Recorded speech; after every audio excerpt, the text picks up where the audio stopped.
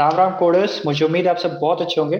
अगर आपको आपके डीएसए से रिलेटेड प्लेसमेंट और इंटर्नशिप प्रिपरेशन में दिक्कत आ रही है, then you can definitely check out our complete placement and internship preparation course.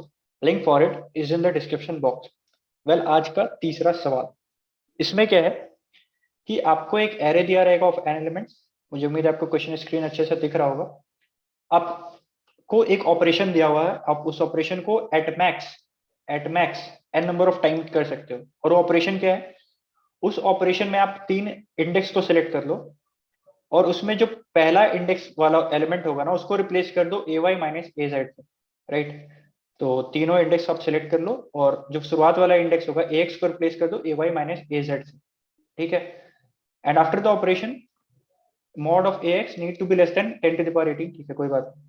आपका ये मोटिव क्या है? आपका ये मोटिव है कि आपका जो एरे है, after doing all this operation, ये एक नॉन डिक्रीजिंग एरे होना चाहिए। नॉन डिक्रीजिंग मतलब क्या हो गया?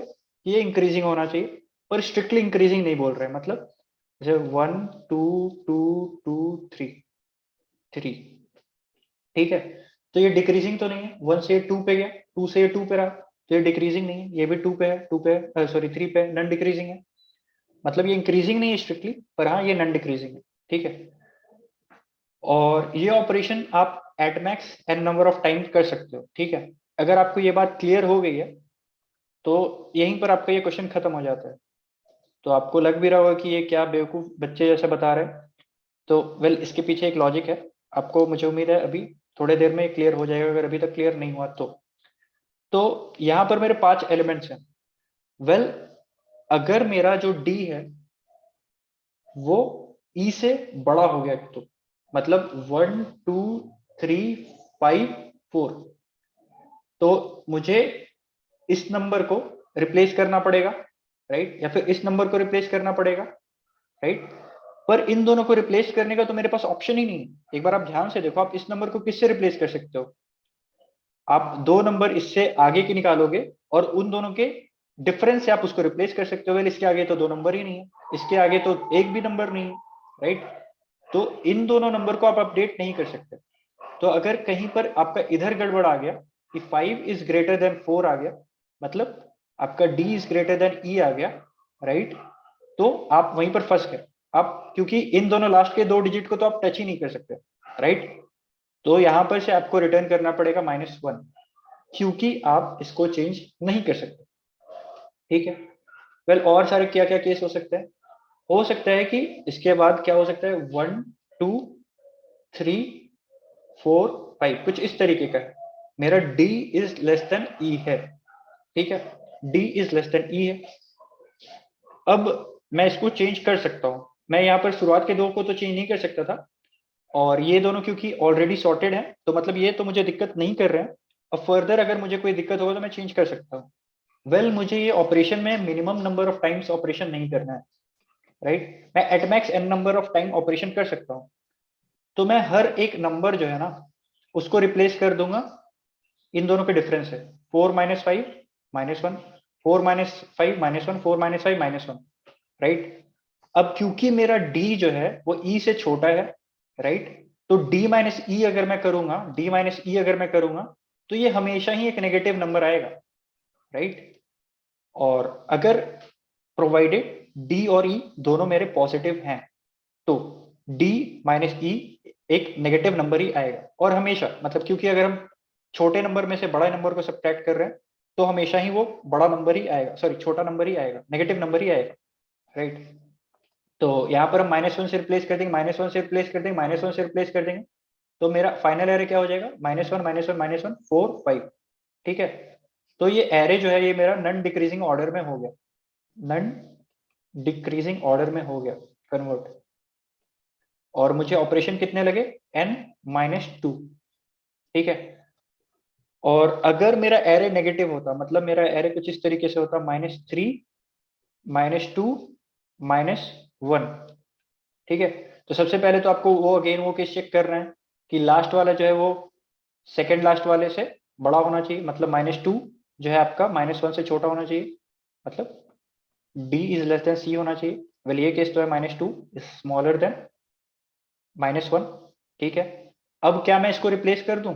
-3 को मैं रिप्लेस कर दूं -2 -1 से, तो ये क्या हो जाएगा, -1 हो जाएगा, राइट। तो ये -3 से अगर हम रिप्लेस कर देंगे, इसको -1 कर देंगे, तो ये जो है मेरा एरे, ये दिक्कत कर देगा, राइट। अगर कभी भी आपका एरे जो है वो नेगेटिव हो गया, मतलब आपका जो लास्ट वाला इंडेक्स है पे जो एलिमेंट है वो नेगेटिव हो गया, तो फिर उस केस में आपको पूरा का पूरा एरे सॉर्टेड है कि नहीं, वही आपको चेक करना पड़ेगा, राइट। अगर पूरा एरे आपका सॉर्टेड नहीं है, राइट, तो आप कभी भी उसको चेंज नहीं कर सकते, मतलब कभी भी आप उसको एक सॉर्टेड एरे, मतलब नॉन डिक्रीजिंग एरे नहीं बना सकते। अगर क्या होता, अगर इसको आपका कुछ स्टेप पे रहता 1 -2 -1, ठीक है, तो आप इसको किससे रिप्लेस कर सकते हो, -2 -1, राइट। तो ये क्या हो जाएगा, -1 हो जाएगा। अगेन ये आपका -2 से बड़ा हो जा रहा है, राइट, -2 से आपका ये बड़ा हो जा रहा है। तो इसको आप, अगर आपका लास्ट वाला जो नंबर है वो आपका नेगेटिव है, तो आपका एरे पूरा का पूरा सॉर्टेड होगा, तभी आप ये काम कर सकते हो। तभी आप ये बोल सकते हो कि after doing at max n number of operation आप इस एरे को सॉर्टेड बना सकते हो, और वो भी तभी जब एरे वो ऑलरेडी सॉर्टेड हो। अगर वो एरे ऑलरेडी सॉर्टेड नहीं है, देन देर इज नो वे कि आप उस एरे को सॉर्टेड कर सकते हो, राइट। क्योंकि अगर आपका लास्ट नंबर ही नेगेटिव हो जा रहा है, तो आप सोच के देखो, आपका जितना भी नंबर है वो आपको नेगेटिव ही नेगेटिव चाहिए, राइट। और नेगेटिव में भी अगर आप छोटा करना चाहो तो आप छोटा नहीं कर सकते। आप एक बार सोच के देखना, आप इसको ड्राई रन करोगे, जितना भी एग्जांपल यहाँ पर टेस्ट केस दिया हुआ है, तो आपको सब चीज क्लियर हो जाएगा, राइट। तो बस यही जो मैंने बात किया, इसी को मैंने लिखा है कोड में।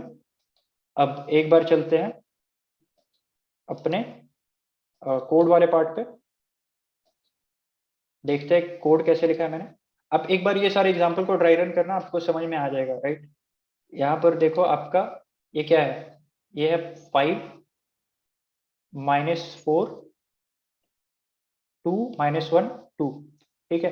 तो ये तो आपका इससे छोटा है, डी जो है वो आपका ई से छोटा है, तो मैं इसको क्या किससे रिप्लेस कर दूंगा, डी माइनस ई से, तो ये हो जाएगा -3। ये क्या हो जाएगा आपका अगेन -3, ये अगेन क्या हो जाएगा -3, क्योंकि मैं इन दोनों नंबर को फिक्स कर दे रहा हूँ, ठीक है, इन दोनों नंबर को मैं फिक्स कर दे रहा हूँ। और क्योंकि मुझे ये लिमिट नहीं किया है कि मुझे ये नंबर ऑफ ऑपरेशन मिनिमम करना है, तो मैं हर बार रिप्लेस करते ही चलूंगा, हर एक नंबर को रिप्लेस कर दूंगा। अब इस एग्जाम्पल पे देखते हैं, मेरा नंबर है 4 3 2, तो क्योंकि मेरा डी यहाँ पर ई से बड़ा हो गया, और इसको या फिर इसको रिप्लेस करने के लिए मेरे आगे में 2 नंबर नहीं है, तो मैं कभी भी आंसर नहीं ला सकता। और ये वाला जो एग्जाम्पल है, जो लास्ट वाला केस हमने डिस्कस किया था, कि अगर नेगेटिव नंबर हो गए तो एरे को ऑलरेडी सॉर्टेड होना पड़ेगा, otherwise you can't sort them by this method, right. तो बस इसी को इम्प्लीमेंट करते हुए हमने कोड लिखा है। एक बार कोड पे चलते हैं।